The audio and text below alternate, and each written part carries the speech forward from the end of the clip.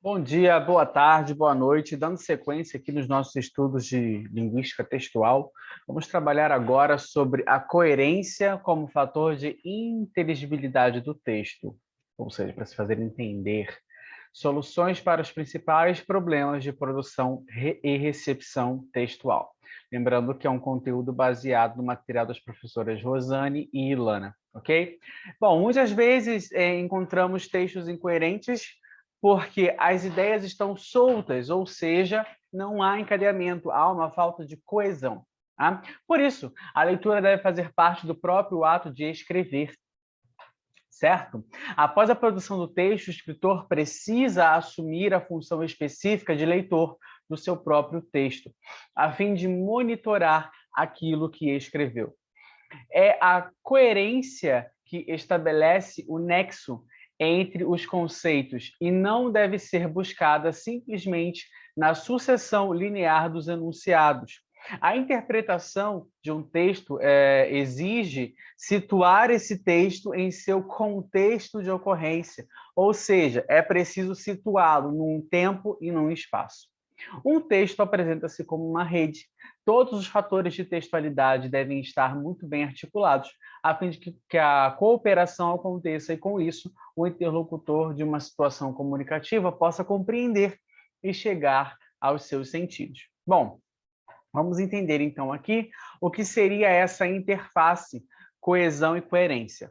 A coesão não é condição suficiente e necessária para formar um texto. A gente precisa deixar isso claro, que a coesão ela não é nem suficiente nem necessária para formar um texto. Tá? A relevância é um dos fatores da coerência textual exige que os enunciados que compõem o texto digam respeito ao mesmo tema subjacente. Aí está meio perdido, se você está meio perdido nessa introdução aqui, você precisa voltar para a aula passada, ok? Vamos ver aqui esse texto chamado circuito. É circuito fechado, o nome do texto. Chinelos, vaso, descarga, pia, sabonete, água, escova, creme dental, água, espuma, creme de barbear, pincel, espuma, gilete, água, cortina, sabonete, água fria, água quente, toalha, creme para cabelo, pente, cueca, camisa, abotoaduras, calças, meias, sapatos, gravata, paletó, tal, e aí vai, pasta, carro, cigarro, fósforo, mesa, poltrona, cadeira, cinzeiro, papéis, telefone, agenda, papéis, telefone, relatórios, cartas, notas, vales, cheques, etc.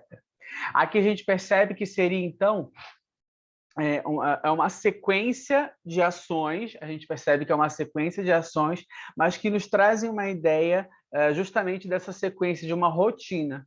E aqui, muito provavelmente, e aqui de uma rotina de um homem, que você percebe que vai fazer barba, vai usar cueca, vai usar paletó e está indo trabalhar. Então, ele tem, a gente não encontra aqui nesse texto elementos coesivos, né? A gente não está vendo nenhum pronome anafórico ou catafórico, a gente não vê conectores, a gente vê que são palavras, entre aspas, soltas, né? Ali, a grande maioria substantivos soltos aqui, mas é possível compreender a mensagem da rotina de um homem, indo desde a hora que acorda até a hora que chega no seu trabalho e que começa a trabalhar. Né?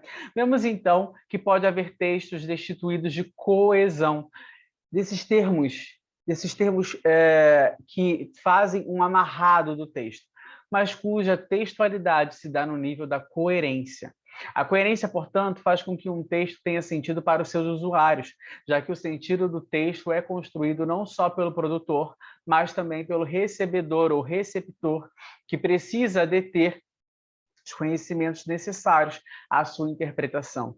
Um texto coerente deve apresentar uma configuração conceitual compatível com o conhecimento de mundo do recebedor. Então, por exemplo, se a gente lê esse texto para uma criança, de repente a criança não vai entender, mas uma pessoa que já trabalha fora, ou que trabalha, mesmo que trabalhe de casa, você tem uma rotina de acordar, escovar os dentes, tomar um banho, ir ao banheiro, tomar um café, escovar os dentes de novo, começar a trabalhar, etc. Cuidar dos filhos, cuidar do cachorro, cuidar da casa, depois de trabalhar, enfim.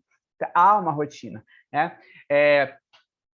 ele não tem um sentido em si mesmo, mas faz sentido pela interação entre os conhecimentos que apresenta e o conhecimento de mundo dos usuários. Então, perceba que cada vez que há esse conhecimento compartilhado, fica mais fácil a interpretação desse texto. Afinal, existe texto incoerente? Bom, sabemos que o texto coerente é o que apresenta unidade de sentido, mas a apreensão desse sentido dá-se em relação ao contexto em que esse texto está inserido. Okay? Assim, muitas vezes um texto parece absurdo quando não se conhece o contexto em que se inscreve e a situação em que foi produzido. Por exemplo, nessa frase aqui, José está nessa sentença, nessa oração. José está com dor de cabeça, mas não está usando relógio, ponto, nesse período. Né? José está com dor de cabeça, mas não está usando relógio. Aparentemente, a gente fica... E aí? Né? Parece que está solto, parece que está incoerente. Mas se eu disser para você anteriormente, se você souber que José sofre de ansiedade e quando ele está sem relógio, a ansiedade dele aumenta tanto que causa dor de cabeça, você consegue entender que, mas não está usando o relógio, pode ser uma situação um pouco preocupante, porque assim, o relógio traria calma para ele, então faria com que ele tentasse voltar ao seu estado normal. Tá? Então, a adequação ao conhecimento do mundo pode não se referir apenas ao mundo real, pois sabemos que uma das propriedades da linguagem é criar mundos, ok? Ficção científica, mitos, discursos do tipo religioso, discurso do tipo amoroso, discurso do tipo fantasiosos. Tá? Nessas histórias, no mundo da fantasia, as incoerências passam a fazer sentido, tornando-se fatores de coerência. É o que a gente pode imaginar, por exemplo, em alguns filmes que misturam o animado, desenho animado, com o mundo real, ou um mundo místico e mágico com o mundo real. Então, existem alguns fatores, como é que a gente poderia dizer? Que no mundo real não teria uma coerência, mas ali naquele contexto passa a ter uma coerência, certo? Problemas mais comuns na decodificação de texto. O emprego inadequado de conectores que ligam porções de textos, tá? De maior ou menor extensão. Então, esse uso inadequado de conectores, e a gente já viu que são conectores, na grande maioria, conjunções, advérbios, pronomes, né? Que são os conectivos mais clássicos, mas existem palavras que servem como conectores também, revejam essa aula. As falhas no paralelismo estrutural, que é um dos mecanismos de coesão textual. A falta de paralelismo de ideias, ou seja, a primeira parte do texto não pode apontar para uma direção e a segunda para outra direção, e aí teria ali um contraste, enfim, uma perda de ideias, né? O emprego de orações ou períodos soltos desconexos. E aqui é importante falar também que essa falta de paralelismo, em alguns livros, se eu não me engano, até da Clarice, a gente acaba vendo um pouco que a gente se perde, a gente precisa estar muito atento para acompanhar. Mas aí é uma questão estratégica também do autor, de repente, do estilo do autor de escrever. A gente começa a falar de alguma coisa e do nada ela faz uma interrupção, ele faz uma interrupção e começa a falar de outra coisa. Você fala, nossa, mas não tem nada a ver. Mas no final, você entende um contexto do que está sendo passado. Aí, de repente, dentro da literatura, isso não seja tão preocupante. Mas, por exemplo, em um texto dissertativo, jamais isso pode acontecer. Tá? Jamais. O emprego inadequado de conectores, que é o nosso primeiro caso ali desse problema, né? O mau emprego dos conectores decorre, a nosso ver, principalmente de um aprendizado mecânico das conjunções do português. Tá? E isso é muito fato. Por exemplo, às vezes a gente, para ensinar alguns determinados tipos de texto, tipos de oração, a gente precisa ensinar conjunções e acaba que a gente ensina de uma maneira mecânica. Né? O que são conjunções coordenadas, o que são conjunções subordinadas, e depois a gente precisa, além de trabalhar com essas conjunções, saber mostrar para os nossos alunos aonde empregá-las, como perceber o sentido. Olha, é uma conjunção que, inicialmente, ela seria uma conjunção aditiva, mas ela está servindo agora como uma conjunção conclusiva. Por quê? Perceba o sentido, a gente tem que trabalhar isso. Né?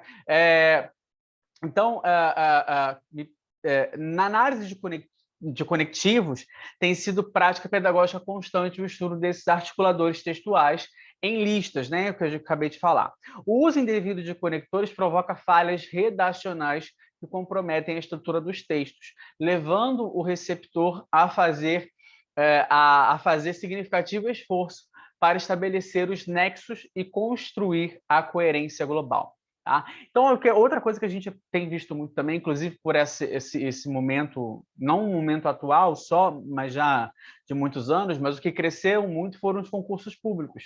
E a gente viu como criaram-se métodos de se fazer redação e de trabalhar isso. Então, muitos professores têm ensinado de uma maneira muito, muito pontual como enlaçar esses textos, como utilizar os conectores corretos para iniciar um próximo parágrafo. E isso é muito importante a gente também perceber esse movimento, inclusive social, que a gente tem passado, né?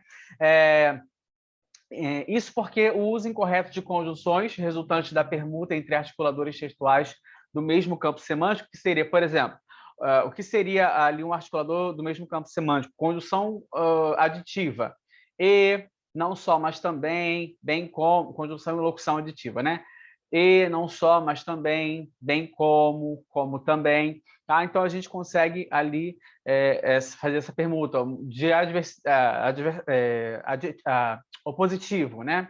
Adversativo, mas, porém, contudo, todavia, entretanto, no entanto, né?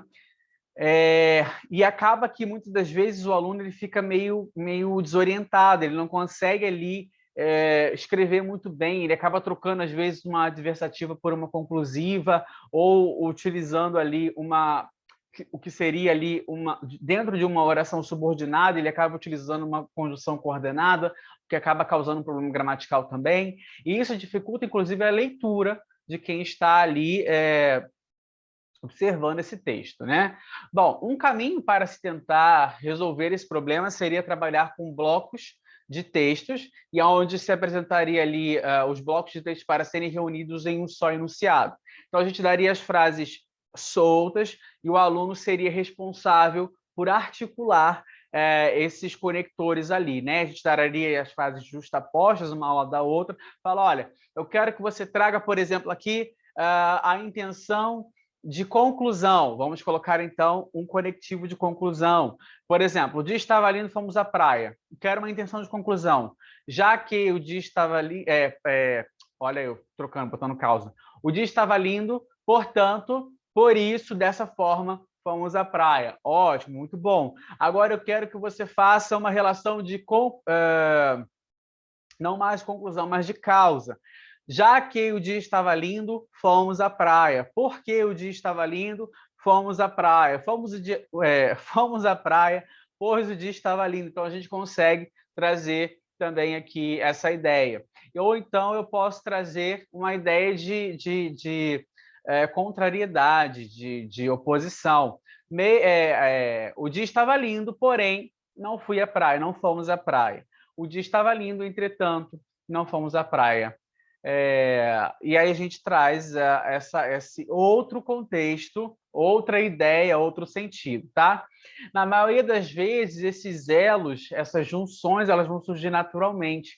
E aí é legal que a gente relembre um pouco das nossas aulas de Linguística 2, em que a gente percebe que a gente tem aqui na nossa língua aí, né, na parte cognitiva, a gente sabe como utilizar, de alguma maneira a gente consegue utilizar. Então, se alguém diz alguma coisa que é fora de um contexto, está utilizando ali, de repente, uma conjunção diferente, errada, a gente consegue perceber justamente por causa dessa nossa língua aí, dessa nossa cognição, tá? Então, isso para quem é da língua nativa, né, ou para quem estudou um outro idioma e aí observa isso, fica mais fácil, tá?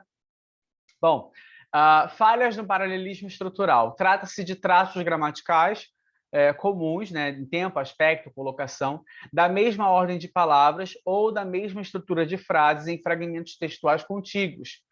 Tais fragmentos textuais são, dessa forma, paralelos estruturalmente. Vamos entender aqui. Por exemplo, enquanto deputados distribuem panfletos, cada vez mais crianças roubam e usando drogas. Olha aqui. A gente já escutando essa frase fica... Aqui a gente percebe que A primeira oração ali, enquanto deputados distribuem panfletos, a gente tem uma noção de tempo, né? Por causa do enquanto, né? A segunda parte, a gente tem ali duas orações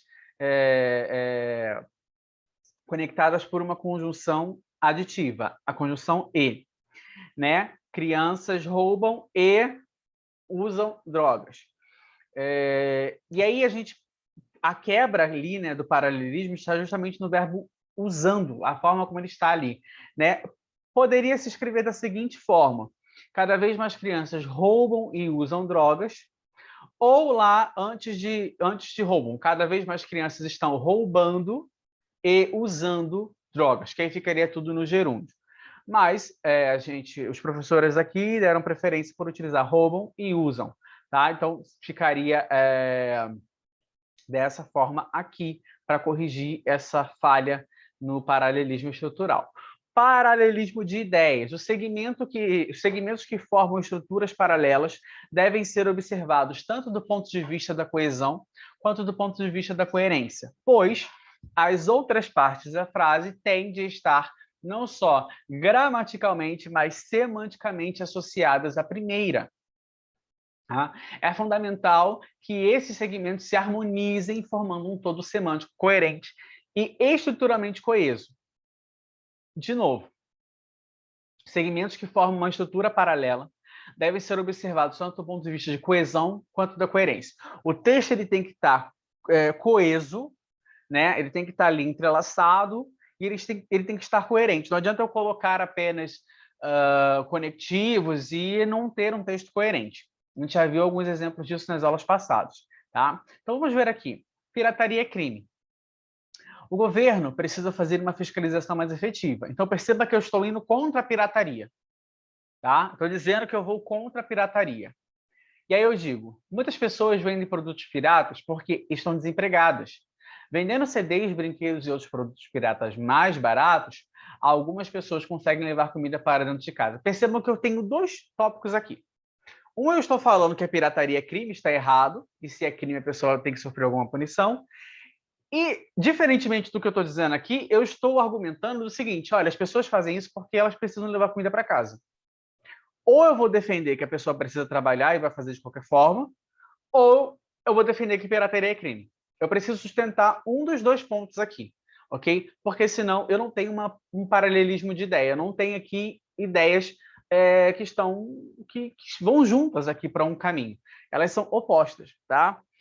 Temos a impressão de que o autor aqui é contra, mas depois ele acaba falando que as pessoas vendem justamente porque precisam comer e etc. Então, há uma quebra nessa expectativa ali do que ele está falando, tá? Então, o texto acaba se tornando incoerente semanticamente, tá? Porque ele não sustenta a mesma ideia. Então, a gente precisa tomar cuidado para não sermos incoerentes nos nossos textos.